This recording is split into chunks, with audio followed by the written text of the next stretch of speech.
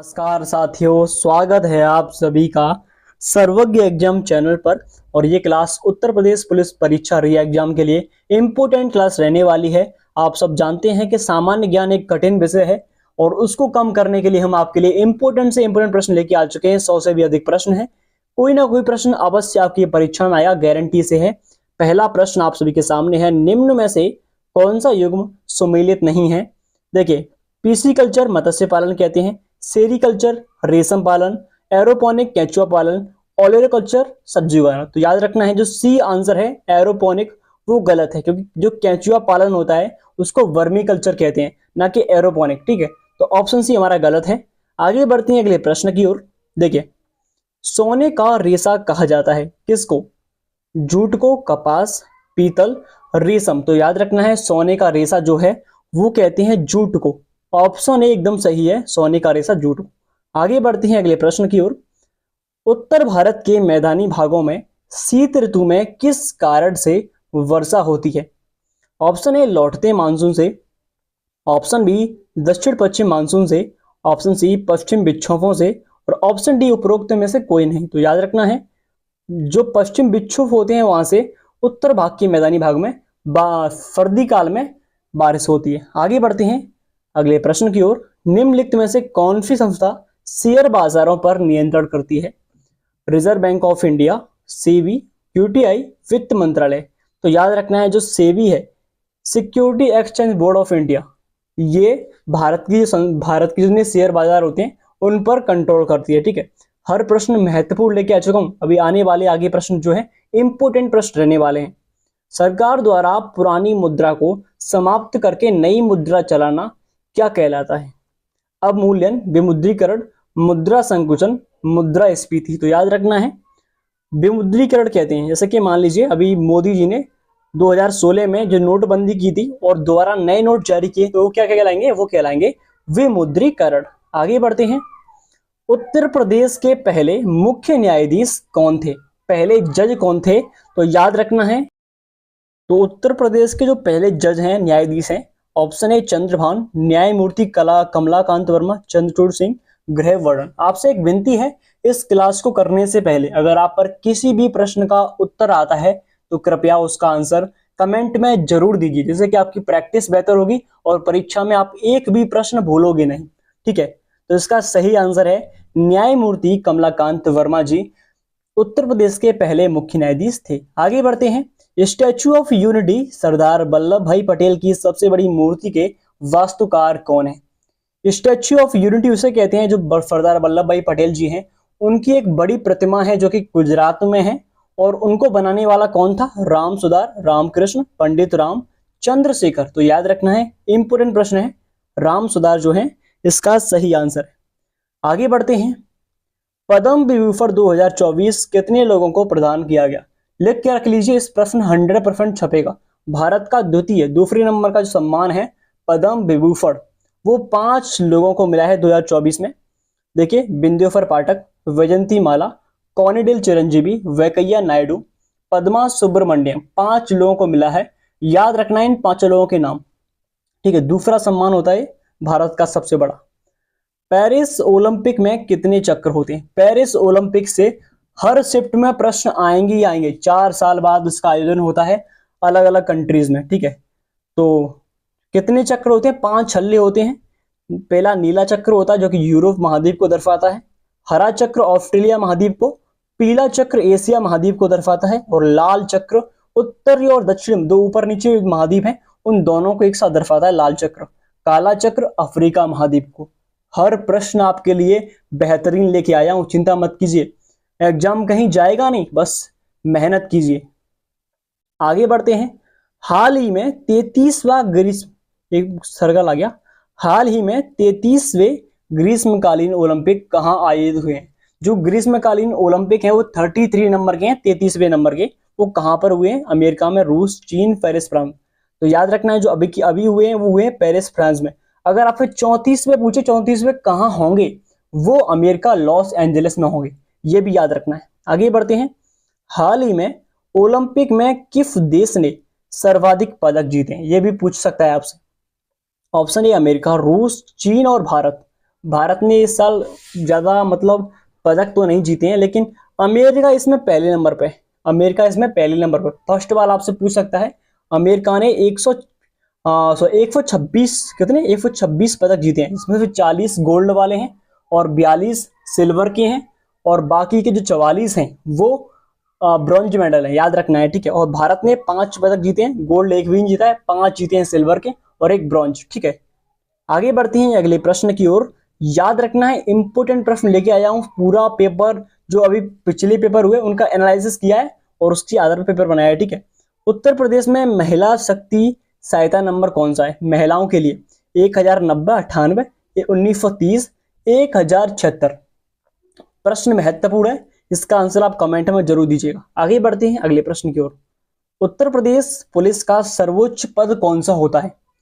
DGP यानी कि police महानिदेशक, पुलिस महाअधिवक्ता, एडीजीपी, आईजीपी या फिर डीआईजी। तो पहले नंबर पे डीजीपी होता है, पुलिस महानिदेशक, डायरेक्टर जनरल ऑफ पुलिस, और दूसरे नंबर पे होता है ADGP, additional director general of police, ठीक है। और तीसरे नंबर पर आईजीपी होता है और चौथे नंबर पे डीआईजी, ठीक है। इन चारों के नाम याद रखने हैं। आगे बढ़ते हैं। भारत द्वारा ऑपरेशन मेघदूत कहां चलाया गया था? इंपोर्टेंट, छाप लीजिए इसको। कारगिल क्षेत्र, कच्छ की रण, सिंहाचन ग्लेशियर, हिंदू कुश पहाड़ियों के क्षेत्र में। तो ऑपरेशन जो मेघदूत है वो चलाया सिंहाचन ग्लेशियर में। आगे बढ़ते हैं। राउरकेला इस्पात संयंत्र की स्थापना कब हुई थी, मतलब किसकी फायदा से हुई थी? यूनाइटेड किंगडम, रूस के सहयोग, संयुक्त राज्य अमेरिका या फिर जर्मनी के सहयोग से। तो याद रखना है, जो राउरकेला उड़ीसा में है वो उसकी सहायता से, जर्मनी की सहायता से हुआ। आगे बढ़ते हैं। पुरानी जलोढ़ मिट्टी को किस नाम से जानते हैं? इसका दूसरा नाम क्या है? जो पुरानी जलोढ़ होती है उसको खादर, बांगर, कल्लड़, रेगोड़। तो पुरानी को कहते हैं खादर और नवीन को कहते हैं बांगर, ठीक है। पुरानी को खादर और नवीनतम को बांगर। उसी प्रकार से नवीन जलोढ़ मिट्टी जो होती है फिर कैसे क्या कहते हैं? उसे कहेंगे बांगर, ठीक है। इनको भी याद रख लेना है, ये छोटे प्रश्न पूछ लेते हैं आपसे मिट्टियों के बारे में भी। आगे बढ़ते हैं। क्षेत्रफल के आधार पर भारत की मिट्टियों का सही अवरोही क्रम क्या है? दोस्तों, अवरोही क्रम का मतलब है कि सर्वाधिक कौन सी मिट्टी पहले पाई जाती है, फिर उसके बाद कौन सी, फिर उसके बाद कौन सी। तो पहले इसका आंसर डायरेक्ट बता रहा हूं मैं आपको। देखिए ऑप्शन ए फैज का, जलोढ़ मिट्टी, काली, लाल, लेटराइट। सबसे अधिक कौन पाई जाती है? जलोढ़ मिट्टी पाई जाती है, फिर काली, फिर लाल, फिर लेटराइट। इन चारों का क्रम यही है, ठीक है। जलोढ़ सर्वाधिक। आगे बढ़ते हैं अगले प्रश्न की ओर। भारत की सर्वाधिक महत्वपूर्ण मिट्टी कौन सी है, ये भी पूछ सकता है आपसे। देखिए लाल, काली, जलोढ़, लेटेराइट। तो याद रखना है, जलोढ़ मिट्टी सबसे महत्वपूर्ण है क्योंकि इसमें अधिकांश फसल इसी में होती हैं, गेहूं है, धान है, बाजरा, सब इसी में होती है, ठीक है। अब आगे बढ़ते हैं अगले प्रश्न की ओर। हर आगे आने वाले प्रश्न बहुत महत्वपूर्ण, करंट अफेयर्स प्लस दोनों मिक्स है इसमें, ठीक है। आगे चलते हैं। देखिए अगला जो प्रश्न है, भारतीय कृषि अनुसंधान परिषद के अनुसार भारत में कितने प्रकार की मिट्टियां पाई जाती हैं? 4, 5, 6, 8। तो जो भारतीय कृषि अनुसंधान परिषद है उसने 8 प्रकार की मिट्टियों को माना है। कितने? फिर 8 प्रकार की मिट्टियों को माना है। आगे बढ़ते हैं अगले प्रश्न की ओर। एडमंड हिलेरी तथा तांजिंग नार्वे द्वारा विश्व की सबसे ऊंची चोटी है माउंट एवरेस्ट पर सबसे पहले कब विजय प्राप्त, मतलब कब चढ़ी हुई? तो इसका सही आंसर है 1953 में चढ़े थे ये। 2 व्यक्ति थे, एडमंड हिलेरी और तेंजिंग नार्वे। और विश्व की सबसे ऊंची चोटी जो माउंट एवरेस्ट वो कहां पर है, कमेंट में जरूर बताइए। आगे बढ़ते हैं। किस हिमालय चोटी को सागर माता कहते हैं? नंगा पर्वत, धौलागिरी, माउंट एवरेस्ट, कंचनजंगा। आप जानते हैं सबसे ऊंची चोटी कौन सी? माउंट एवरेस्ट है, पूरे विश्व की माउंट एवरेस्ट है, ठीक है। आगे बढ़ते हैं अगले प्रश्न की ओर। सतलज एवं काली नदियों के बीच हिमालय का कौन सा प्रादेशिक विभाग स्थित है? पंजाब हिमालय, कुमायूं, नेपाल, असम हिमालय। तो याद रखना है, कुमायूं जो हिमालय है, सतलज एवं। हाल ही में प्रधानमंत्री नरेंद्र मोदी ने अटल सेतु का उद्घाटन किया है, वो किस राज्य में है? यानी कि यानी समुद्र में जो सबसे लंबा जो पुल बनाया है उसका नाम है अटल सेतु, वो किस राज्य में है? Option A Maharashtra, option B Gujarat, option C Sarnath और ऑप्शन डी दिल्ली। तो याद रखना है, ये प्रश्न पूछा जाएगा परीक्षा में 100% गारंटी से। तो ये है महाराष्ट्र। महाराष्ट्र में जो है, महाराष्ट्र और मुंबई दोनों को जोड़ने के लिए समुद्र में क्या किया है, ये पुल बनाया है, ध्यान रखना है, ठीक है। और उसका उद्घाटन किसने किया है? प्रधानमंत्री नरेंद्र मोदी ने। अभी किया है या 2 महीने पहले वो, ठीक है। बहुत ही महत्वपूर्ण प्रश्न बनता है। अगले प्रश्न की ओर आगे बढ़ते हैं। प्रश्न नंबर 2। हाल ही में खेलो इंडिया यूथ गेम्स का आयोजन किया गया है कहाँ पर? Option A Tamil Nadu, Gujarat, Sikkim, Delhi. तो याद रखना है, ये भी पूछा जाएगा क्योंकि ये हाल ही में घटना हुई है। तो जो खेलो इंडिया यूथ गेम्स है वो तमिलनाडु में, कहाँ पे हुई फिर? तमिलनाडु में। तमिलनाडु करेक्ट आंसर है, याद रखना, पूछा जाएगा। ठीक है, अगला प्रश्न जो बनता है, प्रश्न नंबर अगला देखिए, समक्का सरलम्मा कहाँ का प्रसिद्ध, सॉरी जहाँ नहीं कहाँ है, ठीक है, कहाँ का प्रसिद्ध महोत्सव है? तमिलनाडु का, गोवा का, तेलंगाना, दिल्ली का। तो याद रखना है, समक्का सरलम्मा ये पूछा जाएगा, पहले भी पूछा गया था 18 में। ठीक है, तेलंगाना, जो तेलंगाना राज्य है वहाँ का ये प्रसिद्ध त्योहार है। ठीक है, अगले प्रश्न की ओर आगे बढ़ते हैं। प्रश्न नंबर नेक्स्ट देखिए, डोल जात्रा महोत्सव मनाया जाता है। जो डोल जात्रा जो फेस्टिवल है वो किस राज्य का है? पश्चिम बंगाल का, गोवा का, दिल्ली का, तेलंगाना का। तो याद रखना है, ये पश्चिम बंगाल का है। कहाँ का सर? पश्चिम बंगाल। डोल जात्रा कहाँ का? पश्चिम बंगाल का। और अभी हमने कौन सा पढ़ा था? अभी हमने पढ़ा था समक्का सरलम्मा, वो कहाँ का? तेलंगाना का। ठीक है, अगले और आगे बढ़ते हैं। प्रश्न नंबर नेक्स्ट, 2024 यूनेस्को के 46वें सत्र की बैठक कहाँ होगी? यूनेस्को क्या होता है आपको मालूम नहीं होगा, ये लोगों को, ये लोगों को मालूम भी होगा, अच्छी बात है। यूनेस्को जो होती है, जो पुरानी विरासत होती हैं, जैसे कि मान लीजिए ताजमहल है या फिर कोई मंदिर है पुराना, उनको वर्ल्ड हेरिटेज की फाइट में रखा जाता है। तो 46वीं जो इसकी बैठक होगी भारत में होगी। ठीक है, कहाँ पर? भारत में। ये पूछा जाने वाला प्रश्न बनता है क्योंकि इसकी जो बैठक है वो भारत में होगी अभी इसी साल। ठीक है, इसलिए पूछा जाने वाला 100% गारंटी से। अगर आपसे ये पूछे 2023 में कहाँ बैठक हुई, तो सऊदी अरब में। ठीक है, इस यूनेस्को की 2023 में सऊदी अरब में बैठक हुई थी। ठीक है, अब एक पॉइंट और याद रखना है, 2023 में भारत की 2 विरासत ली गई। एक तो क्या सर, एक तो क्या पश्चिम बंगाल का जो शांति निकेतन मंदिर है वो लिया, और एक कर्नाटक का होयलेश्वर मंदिर, याद रखना है। ठीक है, अगला देखते हैं नेक्स्ट प्रश्न क्या है। देखिए, अभ्युत्था युद्धाभ्यास भारत किसके साथ आयोजित करता है?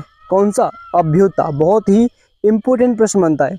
जो अभ्युत्था होता है भारत और थाईलैंड के बीच होता है। ठीक है, 2018 में, सॉरी 18 तारीख को जो पेपर हुआ था उसमें जो फर्स्ट शिफ्ट में सूर्य किरण पूछा गया था। सूर्य किरण युद्धाभ्यास किसके बीच होता है? तो भारत और नेपाल के बीच। उसी प्रकार से जो अभ्युत्था है भारत थाईलैंड के बीच।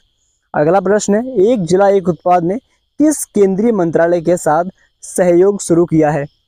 तो ऑप्शन ए ग्रामीण विकास मंत्रालय, ऑप्शन बी एमएसएमई मंत्रालय, ऑप्शन सी विदेश मंत्रालय, और ऑप्शन डी महिला एवं बाल विकास मंत्रालय।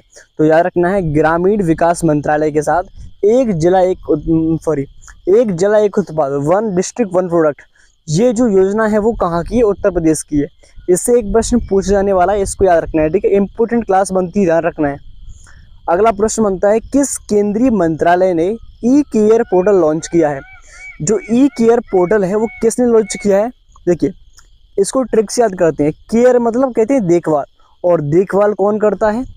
जो स्वास्थ्य वाला होता है, परिवार वाला होता है, वही तो देखभाल करेगा। जी हाँ सर, तो स्वास्थ्य और परिवार कल्याण मंत्रालय, इसको याद रखना है। ठीक है, इस अगला प्रश्न है कि उत्तर प्रदेश में प्रसिद्ध बुलंद दरवाजा कहाँ पर है? तो इंपोर्टेंट प्रश्न बनता है, इसको कैसे याद रखेंगे? तो इसका करेक्ट आंसर है फतेहपुर सीकरी। ठीक है, जो फतेहपुर सीकरी है आगरा के बगल में, आगरा ही में है। ठीक है, इसको याद रखना है, बहुत ही इंपोर्टेंट क्वेश्चन बनता है। अगला प्रश्न देखिए, प्रश्न नंबर अगला, T20 इंटरनेशनल अंतर्राष्ट्रीय में सबसे तेज 50 विकेट लेने वाले भारतीय क्रिकेटर कौन बने हैं? Option A Jasprit Bumrah, R Ashwin, Kuldeep Yadav, Ravindra Jadeja. तो याद रखना है, जो कुलदीप यादव है एकदम करेक्ट आंसर है। कुलदीप यादव ने हाल ही में जो T20 वर्ल्ड कप हुआ उसमें 50 विकेट लिए। ठीक है, अगला देखते हैं। अगला नेक्स्ट जो है, किस देश के प्रधानमंत्री को 2023 में ग्रीस द्वारा grand cross of the year of honour प्रदान किया गया? जो अवार्ड है ग्रीस का, तो याद रखना है, जो भारत के प्रधानमंत्री हैं उनको ये अवार्ड मिला है। ठीक है, भारत के जो नरेंद्र मोदी जी हैं उनको मिला है। ठीक है, अगला प्रश्न बनता है, अशोक द्वारा निर्मित भारत का राज चिन्ह सिंह स्तंभ, जो कि आपके सिक्के पे होता है, संसद में लगा हुआ है, भारत चिन्ह एक के सिक्के में लग के आता है, उत्तर प्रदेश में कहाँ पर है? ये भी पूछा जा सकता है, बहुत ही प्रसिद्ध क्वेश्चन है। तो याद रखना है सारनाथ। कहाँ पर सर? सारनाथ में ये स्तंभ है, अशोक स्तंभ। अगला प्रश्न देखते हैं, प्रश्न नंबर नेक्स्ट, उत्तर प्रदेश के किसान आंदोलन का नेतृत्व किस नेता ने किया है? जो नेता है, तो याद रखना है पंडित जवाहरलाल नेहरू, जो कि भारत के पहले प्रधानमंत्री थे, उन्होंने इसका क्या किया है, नेतृत्व किया है। अगला प्रश्न देखते हैं नेक्स्ट। उत्तर प्रदेश की सबसे बड़ी नहर कौन सी है? ये भी प्रश्न आपसे पूछा जा सकता है, क्योंकि इंपॉर्टेंट क्वेश्चन लेके आ चुका हूँ आपके लिए। तो याद रखना है ऑप्शन ए शारदा, गंडक, ऊपरी, आगरा। जो शारदा नहर है वो उत्तर प्रदेश की सबसे बड़ी नहर है। कौन सी? शारदा। ठीक है, अगले प्रश्न की ओर आगे बढ़ते हैं। उत्तर प्रदेश में सर्वाधिक प्रचलित लोक नृत्य कौन सा है? छपेली, नौटंकी, कर्मा, चौनफुल। तो नौटंकी जो है यहाँ का प्रसिद्ध है, इसको याद रखना है। कहाँ का? यूपी का ही है, उत्तर प्रदेश का। अगला जो है, उत्तर प्रदेश में सर्वाधिक मात्रा में कौन सी मिट्टी पाई जाती है? तो याद रखना है काली मिट्टी, जलोढ़, दोमट, लवणीय। तो जो जलोढ़ मिट्टी है, कौन सी? जलोढ़, कि यूपी में सर्वाधिक मिलती है, इसी वजह से खेती होती है यहाँ पे। अगला प्रश्न जो है, भारतवर्ष में प्रथम कृषि विद्यालय की स्थापना कहाँ हुई? तो याद रखना है जो पंतनगर है वहां पर इसकी स्थापना की, पहले कृषि विश्वविद्यालय की। जो चीज पहली है उसको मैं याद करा रहा हूँ, ठीक है। और अगला देखते हैं, उत्तर प्रदेश के कितने भाग पर कृषि की जाती है? तो याद रखना है 68.8% जगह पर खेती की जाती है। अगला प्रश्न है कि उत्तर प्रदेश में सर्वाधिक चावल की खेती कहाँ होती है? तो चावल की खेती कर रहा है, तो इसको आंसर आपको कमेंट में जरूर देना है। अगला प्रश्न देखते हैं नेक्स्ट। बौद्ध धर्म की जो वज्रयान शाखा है उसका उदय कहाँ हुआ था? ये इंपोर्टेंट क्वेश्चन बनता है। ये भगवान बुद्ध से उड़ा है, तो इसका आंसर है सारनाथ। ठीक है, तो आज के लिए इतना ही।